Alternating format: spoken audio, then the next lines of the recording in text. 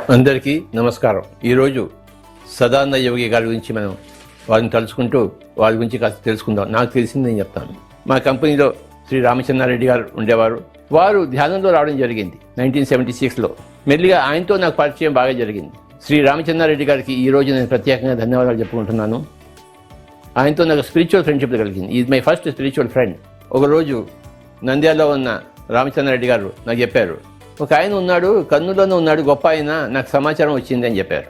సరే కలుద్దాంలే అని నేను కూడా జాప్యం చేశాను. ఆ విధంగా మొట్టమొదటి నాకు సమాచారం కర్నూలు సదానంద యోగి గారి గురించి ఆ రేగటిగూడు రామిరెడ్డి గారి ద్వారా, రామచంద్రారెడ్డి గారు దొరికితే ఆయన ద్వారా నాకు వచ్చింది సమాచారం.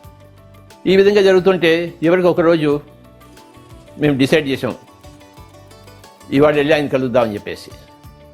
ఆ రోజు 1981 జనవరి 1 నాకు గుర్తుంది. ముగ్గురం కలిసి పొద్దున్నే బయలుదేరి వెతుక్కుంటూ వెళ్ళాం. కర్నూలు ఓల్డ్ బస్ స్టాండ్ వెనకాతలో ఉందని చెప్పారు. మేము వెతుక్కుంటూ వెళ్ళాం. సుమారు 8 గంటలకు వెళ్ళి ఉంటాము. వెతుకున్నాము. ఒక చిన్న room 6 feet by 8 feet 9 feet ఉంటుంది అంతే. అక్కడ మంచం వేసింది, దొంతక మంచం. అందులో ఒక ఆయన పడుకుని ఉన్నారు. ఈయనే స్వామీజీ అని చెప్పారన్నమాట వాళ్ళు. సరే ఎవరి కోసమైతే వెళ్ళామో వాళ్ళ దర్శనం ఇచ్చారనమాట. అక్కడ పోయి కూర్చున్నాం. ఆయన పడుకున్నారు. ఆ మంచం పక్కన కింద కూర్చున్నాం, ముగ్గురం కూర్చున్నాం. సో ఆయన మమ్మల్ని ఇలా చూశాడు, కింద కూర్చున్నాం, మేము నమస్కారం పెట్టి. ఆయన చూసి ఏం కావాలి అని అడిగాడు ఫస్ట్. మేము ఇంకా నోరు విడిచేదో చెప్పే ముందరే చెప్పారు, ఇక్కడ బ్రహ్మజ్ఞానం తప్ప ఇంకేమీ దొరకదు అని చెప్పారు.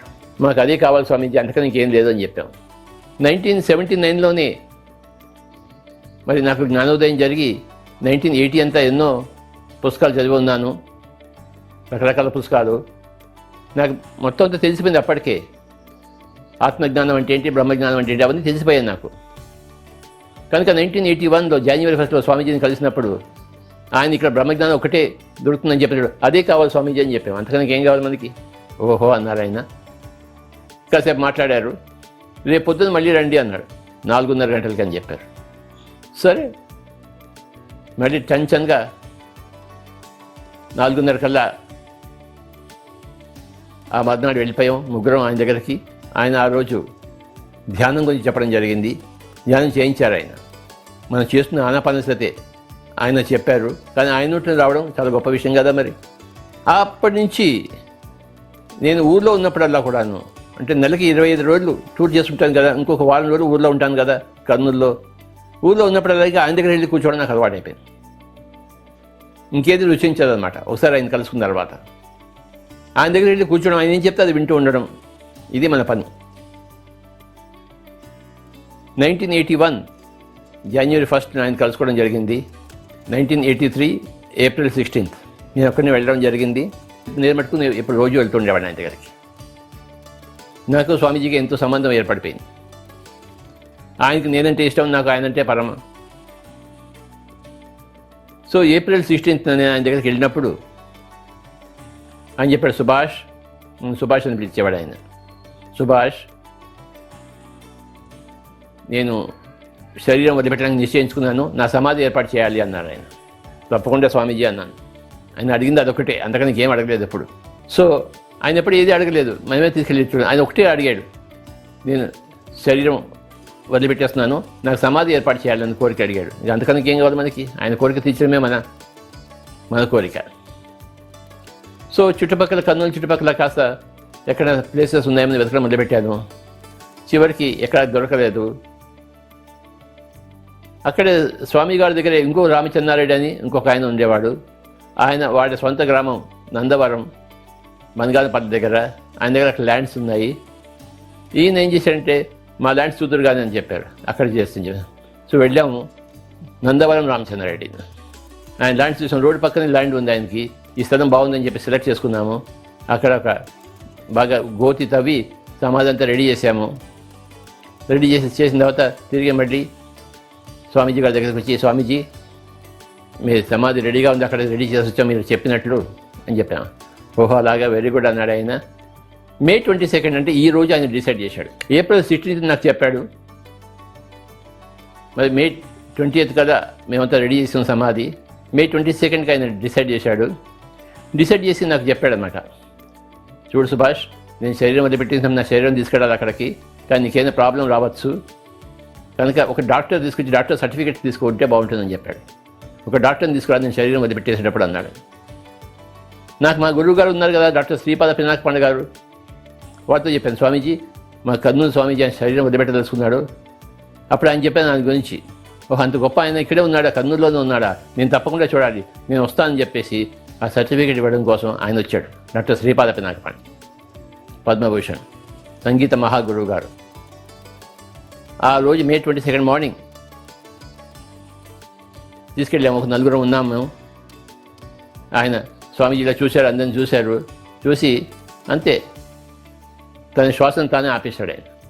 డాక్టర్ శ్రీపాద పినమ గారు చూశారు, ఆయన పల్స్ చూశారు, లేడబ్బాయినా అని చెప్పేశాడు ఆయన. సర్టిఫికేట్ ఇచ్చేశాడు, ఈ మనిషి ఇంకా శరీరంలో లేడని చెప్పేసి. ఆ సర్టిఫికేట్ తీసుకుని నా దగ్గర ఒక ఆడియో విజువల్ వ్యాన్ ఉండేది, మా కంపెనీ ఆడియో విజువల్ వ్యాన్. ఊళ్ళంతా తిరగడానికి ఒక ఆవిడ వ్యాను, ఒక డ్రైవరు, ఒక ఎక్విప్మెంట్ అంతా ఉండేది ఫిలిం ప్రొజెక్టర్ వేయడం కోసం. ఆ వ్యాన్లో ఒక పెద్ద సీట్ ఉంది ఆయనకి. ఆయన పడుకోబెట్టి అక్కడ వ్యాన్ నిండా కొంతమంది చేరి, భక్తులందరం చేరి కర్నూలు నుంచి నందవరం వెళ్ళాం. 75 కిలోమీటర్లు ఉంటుంది. సో అక్కడ సమాధి దగ్గరికి వెళ్ళాము. May 22 ఈ రోజు ఆ శరీరాన్ని ఎత్తి ఆ గొయ్యిలో పెట్టేసి అక్కడ చేయవలసినవన్నీ చేసి, కార్యక్రమాలను చేసి, పైనుంచి రాయి కప్పేసి మొత్తంతో కంప్లీట్ చేశాం. ఉత్తర దాని చుట్టూ ఒక రూమ్ కట్టి ఆ సమాధి చుట్టూ అప్పని చెప్పలేక అలానే ఉంది.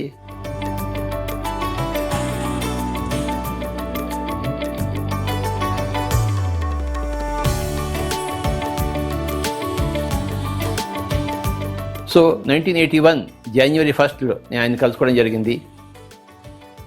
1983 April 16 నా సమాధి ఏర్పాటు చేయవయ్యా అని నాకు ఆజ్ఞ ఇవ్వడం జరిగింది. ఆ విధంగా సమాధి ఏర్పాటు చేయడం జరిగింది. 1983 May 22 ఆయన శరీరాన్ని వదిలిపెట్టడం, స్వచ్ఛందంగా వదిలిపెట్టడం జరిగింది. ఇది జరిగిన కథ. అప్పటి నుంచి ఎన్నో సంవత్సరాలు ప్రతి సంవత్సరం May 22 నేను వెళ్తూ ఉండేవాడిని గురువుగారు సమాధి గారి దగ్గర. నాతో పాటు మన పిరమిడ్ మాస్టర్స్ అందరూ వస్తుండేవాళ్ళు. కొన్ని సంవత్సరాల కిందట అక్కడ కొంత ల్యాండ్ తీసుకోవడం జరిగింది. ఒక పెద్ద ఆశ్రమం కూడా రావడం జరిగింది. ఇప్పుడంతా చాలా చాలా బాగుంది, కలకలలాడుతూ ఉంది.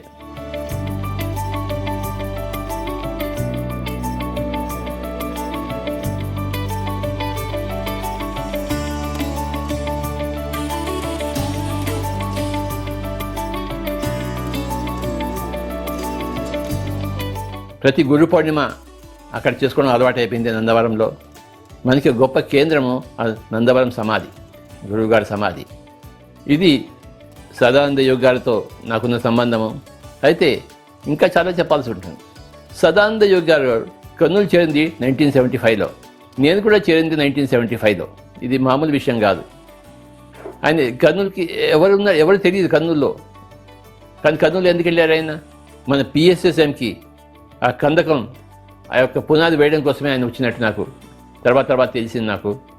లేకపోతే అంత గొప్ప మహానుభావుడు కర్నూలుకి రావాలి, వచ్చి గుప్తంగా ఎందుకు ఉండాలి? నేను కర్నూలుకి వెళ్ళినప్పుడు నాకు ధ్యానం గురించి ఏమీ తెలియదు నాకు. కానీ ఆ కర్నూలులోనే నాకు ధ్యానం అంతా దొరికింది, స్పిరిచువల్ ఫ్రెండ్షిప్ దొరికింది.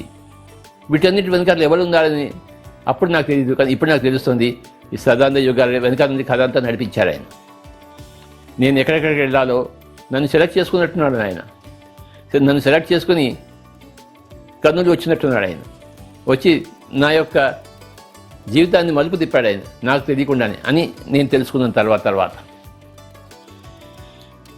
కారణం లేకుంటే ఏ కార్యమూ ఉండదు. సో నేను చేస్తున్న కార్యక్రమాలకి కారణం ఆయన అని తర్వాత తెలిసింది నాకు. ఆయన కలుసుకున్న పంచి నేను ఆయనకి అంకితం అయిపోయాను. ఆయన ఎన్నో విషయాలు చెప్తుండేవారు. ఉదాహరణకు కొన్ని చెప్తాను.